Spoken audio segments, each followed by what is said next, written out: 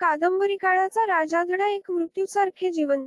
काळाचा राजा एक मृत्यूसारखे जीवन. चिंचक वांगडोंग प्रांतात सूर्य हळूहळू उगवला.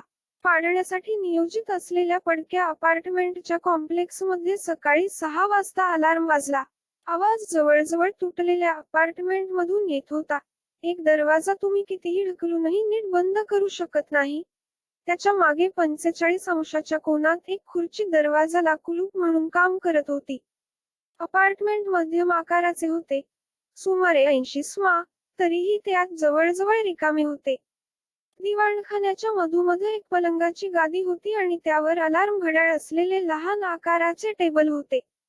खोलीच्या बाजूला 10 मोठ्या पाण्याच्या बाटल्या आणि इन्स्टंट नूडल्सचे काही पॅक होते. गद्दा झाकणाऱ्या ब्लँकेटच्या खाली एक मृतदेह हलताना दिसत होता. टेबलावरील अलार्म घड्याळापर्यंत पोहोचत होता. त्या व्यक्तीने गजराच्या घड्याळावर एकदा टॅप केल्यावर ओरडले. अंथरुणावरून हळूहळू उठताना कुपोषित शरीराने ब्लँकेटच्या खालून स्वतःला प्रकट केले. सुमारे 16 ते 17 वर्षांचा एक तरुण बाथरूमकडे जात असताना गादीवरून उठला. अपार्टमेंट टाकून दिल्याने पाणी तुटले होते, त्यामुळे तरुणाला सकाळी आंघोळही करता आली नाही. त्याने गजराचे घड्याळ असलेल्या टेबलावरून अर्धी रिकामी पाण्याची बाटली घेतली आणि दात धुण्यासाठी टूथब्रश सोबत ती वापरली आणि ते संपल्यावर त्याने बाटलीतील उरलेले पाणी खाली काढले. मग त्याने टेबलवरून त्याचे कामाचे कपडे घेतले आणि अपार्टमेंटमधून बाहेर पडताना ते घातले. अपार्टमेंट कॉम्प्लेक्स पासून सुमारे 20 मिनिटांच्या चालत तो एका मोठ्या बांधकामाच्या ठिकाणी पोहोचला होता, ज्यात अनेक धुक्याची चिन्हे होती. धोका आणि काम चालू आहे. 8 मजली अर्धवट इमारतीकडे जाताच त्या तरुणाला त्याच्या मागून "अय रॉक" असा आवाज ऐकू आला. तो आवाज एका 45 वर्षांच्या व्यक्तीचा होता. "गुड मॉर्निंग काका", रॉक म्हणाला. अर्थात रॉक हे त्याचे खरे नाव नव्हते, पण त्याच्यासोबत बांधकामाच्या ठिकाणी काम करणाऱ्या लोकांनी त्याला दिलेले टोपणनाव होते, कारण त्याला फारसे बोलणे आवडत नव्हते. रॉकचे त्याच्या पालकांचे खरे नाव नव्हते. तो अनाथ होता आणि तो अनाथ मुलांसाठी सरकारच्या मालकीच्या गृहसंकुलात मोठा झाला. सरकार आठवड्यातून एकदा त्या घरांमध्ये अन्न पाठवते, पण तिथल्या मुलांना स्वतःला जेवू घालण्यासाठी ते पुरेसे नव्हते.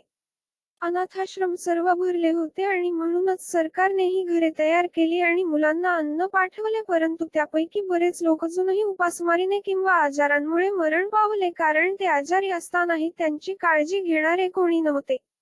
12 वर्षांचा होईपर्यंत रॉक तिथेच राहिला.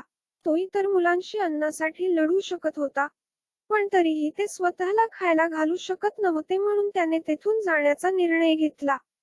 तो राहतो त्या घरापासून दूर असलेल्या पब्लिक स्कूलमध्ये त्याने ज्युनियर हायस्कूलमध्ये शिक्षण घेतले. सकाळी शाळा आणि दुपारी बांधकाम. सामान्यतः बांधकाम साइटवरील लोक मुलांना कामावर परवानगी देत नाहीत, कारण ते बेकायदेशीर आहे, परंतु कमी वेतनामुळे काही लोक त्या बांधकाम साइटवर काम करण्यासाठी गेले आणि कमी मनुष्यबळामुळे उत्पादन कमी असल्याने बांधकाम व्यवस्थापकाने एक लहान मुलही स्वीकारले. हाडकुळा हात आणि पाय असलेला रॉक सारखा, आणि त्याला तिथे काम करण्याची परवानगी दिली. अर्थातच त्याचे वेतन म्हणून दयनीय रक्कम. रॉक असमाधानी नव्हता, कारण शेवटी त्याच्याकडे दर महिन्याला किमान पोट भरण्यासाठी पुरेसे पैसे असतील. रॉक हायस्कूलमधून पदवीधर होईपर्यंत ही परिस्थिती उद्भवली, परंतु त्याने बांधकाम साइटवर काम करणे कधीही थांबवले नाही, कारण हाच त्याचा एकमेव मार्ग होता. त्याला वाईट वाटले नाही असे म्हणणे खोटे ठरेल.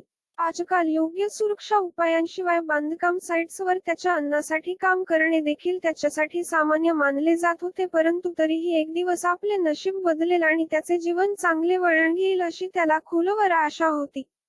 गेल्या 1.5 वर्षापासून रॉक या बांधकामाच्या जागेवर काम करत असताना या काका ने त्याच्यासोबत खाण्यापिण्याचं काम करून किंवा गरज पडेल तेव्हा कामाच्या वेळी त्याला मदत करून त्याची खूप काळजी घेतली आहे.